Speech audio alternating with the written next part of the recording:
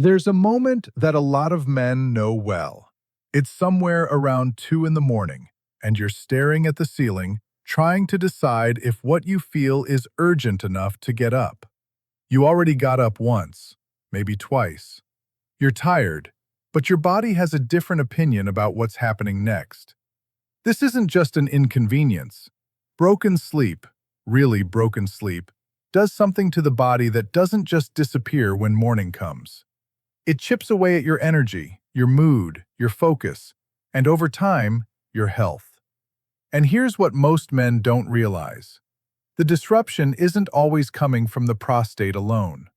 Some of what's driving those nighttime trips is tied directly to what you're doing in the hours before you go to bed. Three specific habits, in particular, tend to make this problem significantly worse. Not dramatically, not overnight, but quietly, consistently, night after night. The good news is that each one is changeable. You don't need a prescription to adjust them. You just need to understand what they're doing to your body when the lights go out. Let's start with something most people dismiss entirely.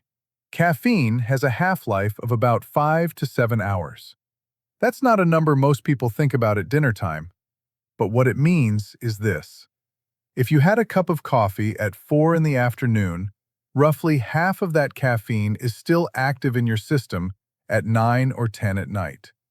If you added an afternoon tea, a diet soda with dinner, or even dark chocolate, all sources of caffeine many people don't track, your nervous system may still be quietly stimulated long after you've decided you're ready for sleep. Here's the part that connects directly to nighttime bathroom trips. Caffeine is a diuretic. It signals the kidneys to produce more urine. It also has a mild stimulating effect on the bladder itself, making it feel fuller or more urgent than it actually is. For men dealing with prostate changes, which often cause the bladder to become more reactive and sensitive with age, adding a diuretic that also irritates the bladder lining is essentially doubling the problem. The mistake isn't having caffeine.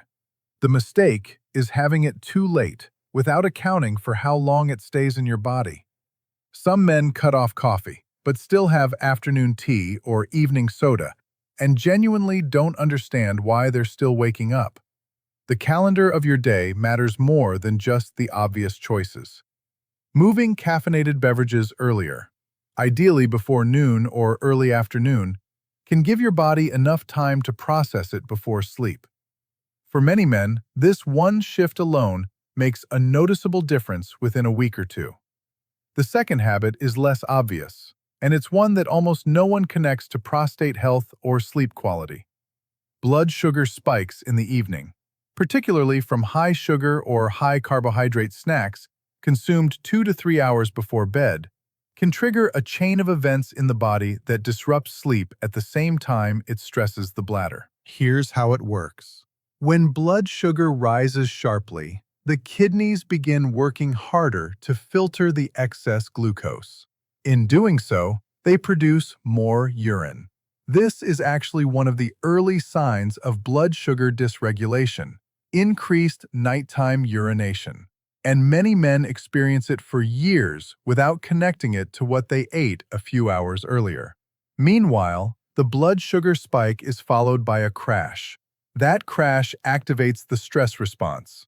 Cortisol and adrenaline begin to rise slightly, and those hormones, at the wrong time of night, interfere with deep sleep and can actually cause the bladder to feel more active. You wake up, you're not sure why, and the bathroom seems like the explanation. But it may have started with the crackers and the sweet drink you had while watching television. This doesn't mean no food after dinner. It means being thoughtful about what that food is. Protein, a small handful of nuts, a low-sugar snack. These don't produce the same spike and crash pattern. For men managing blood sugar, this is something worth discussing with a doctor. For everyone else, it's simply a quiet habit worth paying attention to. The third habit is one that most men have never been told about, and it's one of the most consistent contributors to nighttime disruption. It has to do with what you do, or more accurately, what you don't do before getting into bed. Many men don't do a proper bladder void before sleep. That might sound almost too simple to matter, but here's why it does. As the prostate enlarges with age, a process called benign prostatic hyperplasia that affects the majority of men in their 60s and 70s. It presses on the urethra and changes how completely the bladder empties during urination. One of the results is that men often feel like they've finished urinating when, in reality, a meaningful amount of urine remains in the bladder. Going to bed with that residual volume means you're starting the night already closer to the threshold of urgency. The bladder doesn't need to produce very much more before it signals that it's time to get up. There's a simple technique worth trying, and it's called double voiding.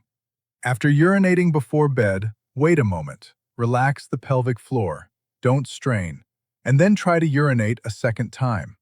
This often releases additional urine that the initial void didn't capture. Doing this consistently before sleep may reduce how soon the bladder reaches urgency during the night. There's also something worth noting about posture. Men who lean slightly forward while urinating, a position that allows the bladder to empty more completely, tend to void more thoroughly than those who stand straight. This is a small, practical detail, but in the context of incomplete emptying that comes with prostate changes, small details add up. Before continuing, a word worth keeping in mind. This video is educational, and what's shared here is meant to inform, not replace medical care. If nighttime urination is frequent, worsening, or accompanied by pain, urgency, or other symptoms, that's worth discussing with a physician. Prostate health is something a doctor can properly evaluate. What we're exploring here is the layer of daily habits that exists alongside whatever your healthcare provider may be helping you manage. Now, there's something worth saying about sleep itself, and why the stakes here go beyond just feeling tired. Sleep is when the body regulates hormones, repairs tissue, and consolidates memory.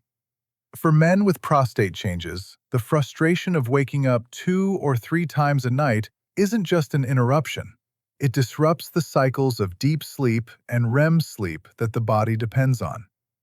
Over time, chronic fragmented sleep is associated with higher blood pressure, reduced immune function, mood changes, and metabolic disruption, including the kind of blood sugar irregularity that, as we just discussed, feeds back into the nighttime urination problem.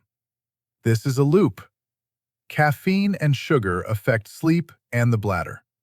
Disrupted sleep raises stress hormones. Stress hormones affect the bladder. An irritated bladder interrupts sleep again.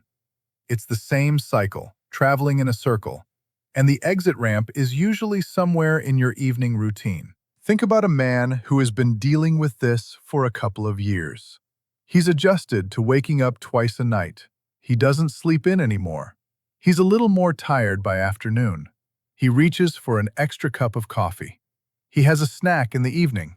He goes to bed at his usual time.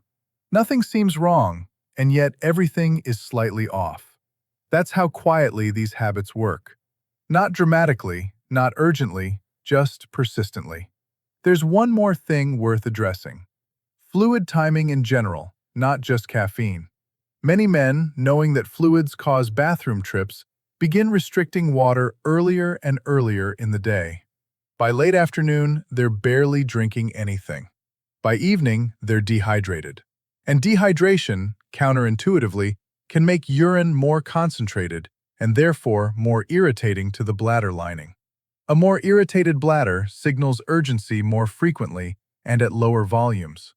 Drinking less hasn't reduced the problem, it's changed its character. The better approach is to maintain adequate hydration throughout the day, getting the bulk of fluids in earlier, and then taper down in the 2 hours before bed, rather than cutting off entirely.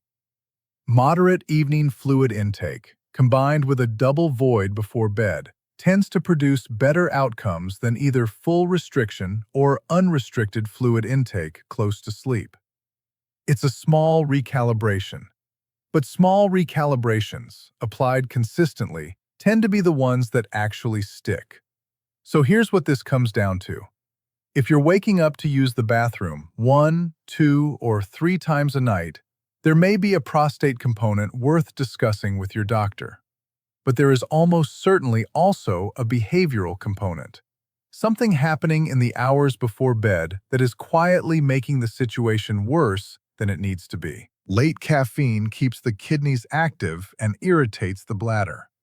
Evening sugar disrupts blood sugar regulation and triggers more urine production. And an incomplete void before bed means you're starting the night already partway toward urgency. None of these are difficult to address. None of them require anything dramatic, but each one, adjusted with some consistency, may begin to shift what's happening during those nighttime hours. Sleep is not a luxury. It's the foundation of almost everything else that keeps the body working well. Protecting it, even in small ways, even with habits that seem almost too minor to matter, is one of the more important things you can do for yourself right now. If this helped you make sense of something you've been dealing with, consider subscribing so you don't miss future videos like this one. And if any of this resonated with your own experience, share it in the comments. You'd be surprised how many people are going through something very similar, and sometimes just knowing that makes a difference.